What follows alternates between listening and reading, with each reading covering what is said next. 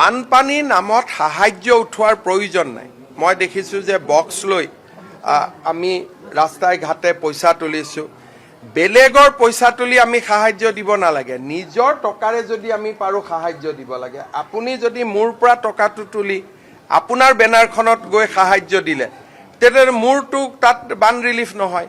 মই দেখিছোঁ যে বহুতে টিং লগাই স্কেনাৰ লগাই পইচা উঠাইছে, তাৰমানে নিজৰ পইচা নহয়, বেলেগৰ পইচা লৈ গৈ তাতে, সেইটোতো মোৰ মতেদি ফ্লাড ৰিলিফ নহয়। উফ ৰাম, কিমান আৰু এনেকুৱা ভিত্তিহীন কথাবিলাক কৈ কৈ আমাৰ মূৰটো বেয়া কৰে।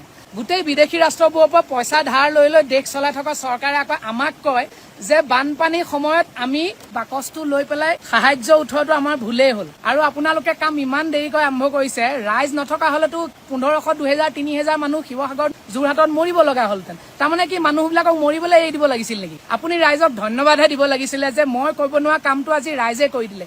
সেইখিনিতো আপোনাৰে মানুহ, গোটেই অসমখনৰ মানুহখিনি আপোনাৰে জনসাধাৰণ নহয় জানো? যদি পইচা উঠাবই নালাগে তেতিয়াহ'লে আপুনি বানপানী হোৱাৰ লগে লগে ক'ব লাগিছিল যে সকলো দায়িত্ব মই লৈছো, ৰাইজ আপোনালোকে নিজৰ পকেটৰ পইচা দিব নালাগে, মই আছো আপোনালোকৰ লগত, সকলো গোটেই মানুহক মই ৰেস্কিউ কৰিম, সকলোকে খাদ্য মই দিম আৰু যিমান কৰিব লাগে চব দায়িত্ব মই ল'ম। ৰাইজৰ বাবে সকলো কৰাৰ পিছত বহুত দেৰিকে 2 সপ্তাহ পিছত আহি আপোনাৰ এই কথা আমি আৰু নুশুনো দেই। আৰু আপুনি যেনেকৈ কৈছে সহায়টো তেনেকুৱা বস্তু নহয়। কেতিয়াবা নিগনিয়েও সিংহক সহায় কৰি সিংহৰ জীৱন বচোৱাৰ সাধু আমি সৰুতে পঢ়ি আহিছো। গোটেই অসমবাসী ৰাইজৰ ভালৰ বাবে নিজৰ সামৰ্থ্য অনুযায়ী 10 টকা হলেও দিছে, আৰু সেই যিয়ে 10 টকা, 20 টকা, 100 টকা, 200 টকা দিছে তেওঁলোকে সেই বাকচটোতে 100 টকা, 200 টকা বা 10 টকা দিছে। আৰু সেই মাধ্যমটো যদি নাথাকিলে হয় তেতিয়াহ'লে সেই মানুহজনে 20 টকা দিবলৈ কেনেকৈ শিৱসাগৰলৈ গ'লহেঁতেন? কোনোবাই যদি 2-এজনে বদমাচি কৰিছেও সেয়াও দেখোন আপোনালোকৰ মানুহে ওলালে। আপোনালোকে যে ডাঙৰ ডাঙৰ পোষ্টাৰ লগাইছিলে বানমুক্ত অসম, তাৰ ঠাইত যদি দম আছে আপোনালোকে ঋণমুক্ত অসম বুলি পোষ্টাৰ লগাওক। বানপানীত মানুহে মানুহৰ বাবে কাম কৰা প্ৰতিজন মানুহক আপুনি ধন্যবাদ দিয়াৰ পৰিৱৰ্তে তাচ্ছিল্য আৰু উপলুঙাহে কৰিলে। ইয়াৰ উত্তৰ কিন্তু সময় দিব। আমি পুলিচকো নিৰ্দেশ দিছোঁ যাতে কোনো ক্ষেত্ৰতে দোকান পোহাৰ সাধাৰণ নাগৰিকৰ পৰা বলপূৰ্বকভাৱে ক'তো বান সাহায্য তোলা নহয়, কাৰণ এতিয়া গোটেই পৰিৱেশটো চৰকাৰৰ নিয়ন্ত্ৰণত আহিছে।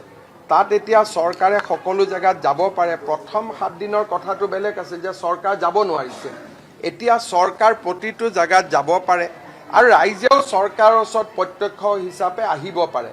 আৰু চৰকাৰৰ ফালৰ পৰা এতিয়া আমি ফাইনেল এছেছমেণ্ট কৰি ক্ষতিপূৰণৰ দিশতো কালিৰ পৰা আমি আগবাঢ়িম। গতিকে যোনে নিজৰ পুঁজি দিব খোজে আমিতো আদৰণি জনাম যে মোৰ 10জন মই বন্ধু 2000 টকা তুলি আমি 20,000 দিব গৈছোঁ। কিন্তু 10জন লগ কৰি দোকানে দোকানে গৈ পইচা উঠাই পেলাই দিয়াৰটো কোনো মিনিং নাই, সি আমাৰ অসমৰ বদনাম মানে। গতিকে মই এটাই অনুৰোধ কৰিম ৰাইজক যে ডেফিনেটলি বান সাহায্য দিব লাগে, দিয়াটো ভাল, কিন্তু নিজৰ পইচাৰে দিয়ক। বেলেগৰ পৰা পইচা কালেকশ্যন কৰি দিলে তাৰ পৰা মই নাভাবোঁ যে কিবা বহুত ডাঙৰ বা শিৱসাগৰ চৰাইদেউ ৰাইজেও এইটো ভাল পাব। মই ভাবোঁ মই কোৱাৰ পিছত কোনেও নকৰে, আৰু এইবিলাক ব্যৱস্থাৰ কথা তেতিয়া ওলাই যেতিয়া মুখ্যমন্ত্ৰীজনক ৰাইজে ভাল নাপায়। আজি মই যেতিয়া কৈ দিলোঁ আধা ঘণ্টাতে চব বন্ধ হৈ যাব। ইয়াত ব্যৱস্থা লোৱাৰ কথা নাহে, কাৰণ ৰাইজেতো সমৰ্থন কৰা মুখ্যমন্ত্ৰী এজন আছোঁ, গতিকে ব্যৱস্থা কিয় ল'ব লাগে?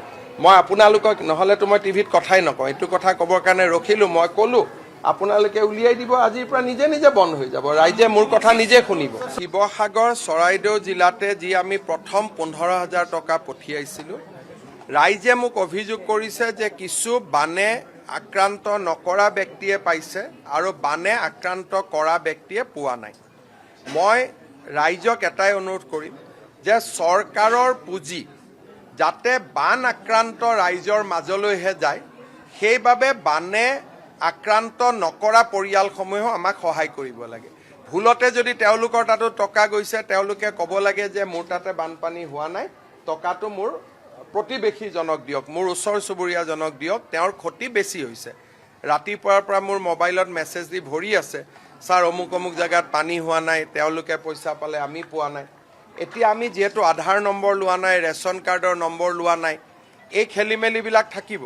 কিন্তু শিৱসাগৰ আৰু চৰাইদেউ জিলাৰ ৰাইজে নিজে যেতিয়া আমাক সহায় কৰিব তেতিয়া খেলি মেলিবোৰ নাথাকিব।